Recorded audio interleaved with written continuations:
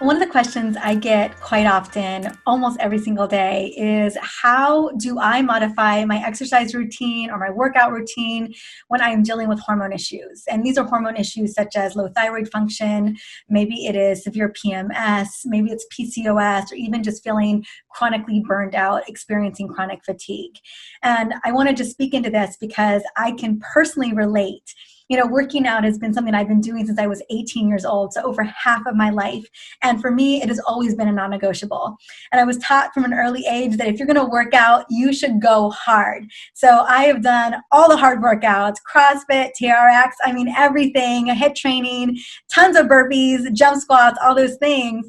And I remember going along, doing my workouts like I always did, how I always did them until I kind of hit 36 years old, and I was dealing with some fatigue issues. I started showing signs of low thyroid function, and everything just kind of hit the ground. I felt like I got backtracked by my exercise routine. And I remember I would do these exercise classes for like an hour or at least 15 minutes. And after I was done, I would be completely depleted. Like I had nothing left to give. I was basically a shell of who I was before that workout class. And what I realized is that when I was doing those hardcore workouts, and like so many of us have been told we just got to do it that way, that it was causing a much bigger stressor on the system and causing those hormones, especially my stress hormones, cortisol, epinephrine, norepinephrine, to elevate when they were already out of control, already whacked out. And so I always want to emphasize, if you do find yourself struggling with hormone issues, that it may be worth looking into modifying your exercise routine. And this can also specifically happen for women in the perimenopause and menopause spectrum as well, as our bodies are shifting, hormones are shifting, and things are just changing in our bodies that we've got to be able to navigate.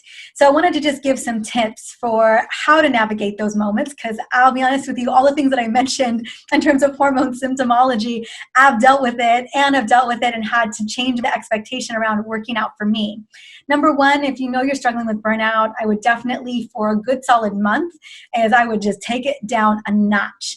That means take your workouts down to like 20-minute workouts, or maybe even no major HIIT training, no massive cardio. Maybe it's a walk in the park. Maybe it is yoga, Pilates, dance workouts, something that's going to make you feel good, but isn't going to elevate those stress hormones to a degree that you feel completely exhausted and depleted. After that month or so, and your body will really tell you what's going on. And a question I love to ask myself when it comes to moving my body, exercising, working out is, what would my body love right now?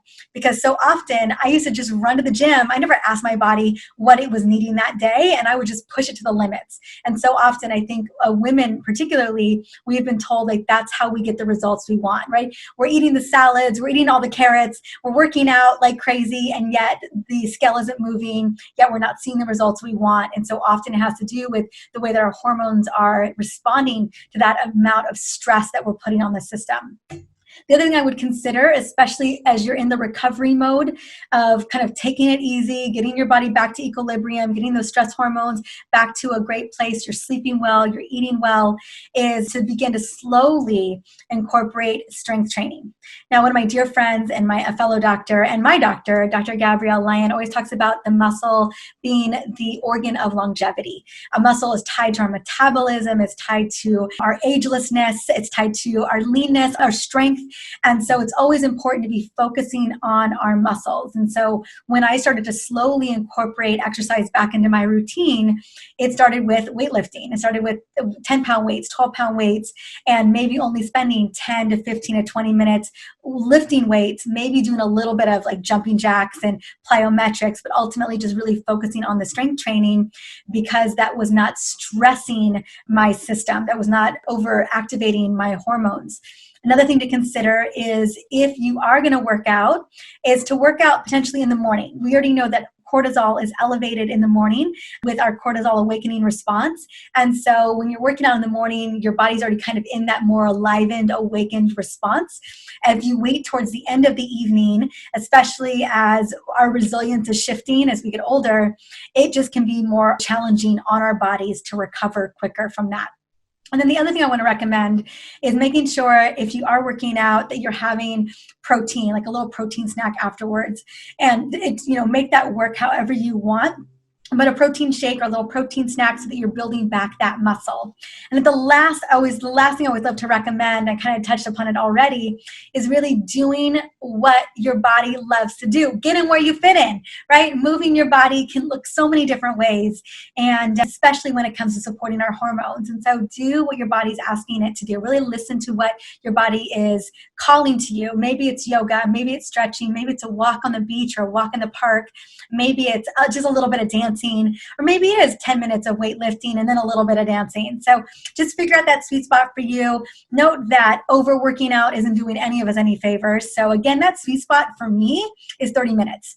Anything over 30 minutes, it's not working for me anymore, and it's just causing more detriment. And the great thing I've learned now that I am in my 40s, I'm 40, is that I get great results doing less. And I don't know about you, but I think that is a big win. Now I have more tips in my Q&A Friday episode 213, that really dive into more specifics on how you can support your hormones and focus on an exercise routine that really serves your body, not hinders your body from working at its peak capacity.